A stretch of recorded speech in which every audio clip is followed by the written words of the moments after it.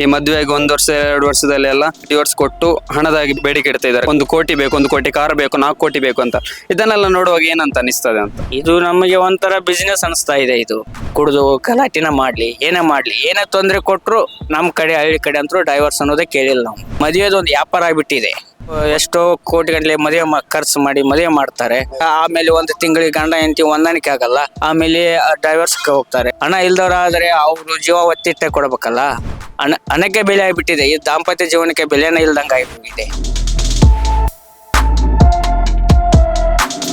ಈ ಮದುವೆಗೆ 1 ವರ್ಷ 2 ವರ್ಷದಲ್ಲಿ ಎಲ್ಲ ಡಿವೋರ್ಸ್ ಕೊಟ್ಟು ಹಣದಾಗಿ ಬೇಡಿಕೆ ಇಡ್ತಾ ಇದ್ದಾರೆ. 1 ಕೋಟಿ ಬೇಕು, 1 ಕೋಟಿ ಕಾರ್ ಬೇಕು, 4 ಕೋಟಿ ಬೇಕು ಅಂತ. ಇದನ್ನೆಲ್ಲ ನೋಡುವಾಗ ಏನಂತ ಅನಿಸ್ತದೆ ಅಂತ?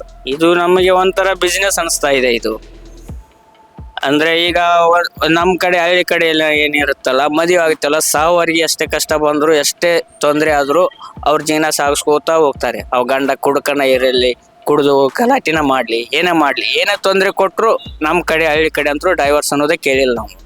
ಇಲ್ಲಿ ಸಿಟಿಯಲ್ಲಿ ಏನಾಗುತ್ತೆ, ಈಗ ಮದುವೆದು ಒಂದು ವ್ಯಾಪಾರ ಆಗ್ಬಿಟ್ಟಿದೆ.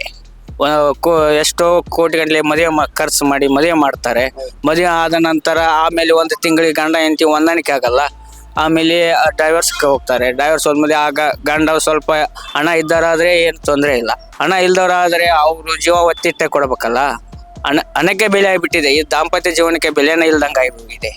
ಈ ಹಳ್ಳಿ ಕಡೆಗೆ ಮದುವೆಗೆ ಮತ್ತು ಸಿಟಿ ಕಡೆಗೆ ಏನು ವ್ಯತ್ಯಾಸ ನೀವು ಕಾಣ್ತೀರಾ ಅಂತ ಹೇಳ್ತೀರಾ ನೀವು? ಯಾಕಂದ್ರೆ ಅಲ್ಲಿ ಎಷ್ಟೇ ಕಷ್ಟ ಬಂದ್ರು ಬಿಟ್ಟು ಕೊಡಲ್ಲ. ಇದ್ರ ಬಗ್ಗೆ ಏನಂತ ಹೇಳ್ತೀರಿ, ಬಾಂಧವ್ಯದ ಬಗ್ಗೆ?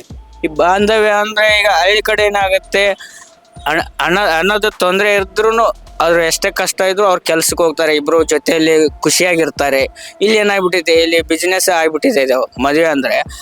ಅವರು ಇಲ್ಲಿ ಸಿಟಿ ಇದ್ರ ಬಗ್ಗೆ ಹೇಳ್ಬೇಕಂದ್ರೆ ಗಂಡನು ಕೆಲ್ಸಕ್ಕೆ ಹೋಗ್ತಾನೆ, ಹೆಂಡತಿನೂ ಕೆಲ್ಸಕ್ಕೆ ಹೋಗ್ತಾಳೆ. ಇವ್ರು ಏನ್ ಮಾಡಿದ್ರೆ ಹಣದ ಮೇಲೆ ಲೋಭಿ ಆಗಿಬಿಟ್ಟಿದ್ದಾರೆ.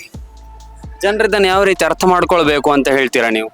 ನಾವು ಹೇಳೋದಿಷ್ಟೇ, ಇದು ಮದುವೆ ಅಂದ್ರೆ ಇದು ಗೊಂಬೆ ಮದುವೆ ಆಗಿ ಹೋಗ್ಬಿಟ್ಟಿದೆ ಎಲ್ಲರಿಗೂ. ಮದುವೆ ಅಂದ್ರೆ ಒಂದು ಸಾವುವರೆಗೆ ಹೆಂಡತಿಗೆ ಕಷ್ಟ ಬರಲಿ, ಗಂಡನಿಗೆ ಕಷ್ಟ ಬರಲಿ, ಇಬ್ಬರು ಹೊಂದಾಣಿಕೊಂಡು ಹೋಗೋದೇ ನಮ್ಮ ಹಳ್ಳಿ ಕಡೆ. ಅವರು ತಿಳ್ಕೊಬೇಕು ಮದುವೆ ಅಂದ್ರೆ ಏನು ಅಂದ್ರೆ ಅರ್ಥ ಮೊದಲು ತಿಳ್ಕೊಂಡು ಆಮೇಲೆ ಮದುವೆ ಆಗ್ಬೇಕು. ಇದು ಮದುವೆ ಆದ್ಮೇಲೆ ಆಮೇಲೆ ಹಣ ಜಾಸ್ತಿ ಇದೆ, ಇಲ್ಲೆಲ್ಲ ನೋಡ್ತಾ ಇದ್ದಲ್ಲ ನ್ಯೂಸಲ್ಲಿ, ಹಣಕ್ಕೋಸ್ಕರ ಗಂಡನ ಕೊಲ್ಲೋದು, ಹೌದೌದು, ಅವನ ಆಸ್ತಿ ಎಲ್ಲ ತಗೊಂಡು ಡೈವರ್ಸ್ ಆಗೋದು, ಬೇರೆ ಬೇರೆ 12 ಥರ ಇದಾವೆ ಇಲ್ಲೆಲ್ಲ.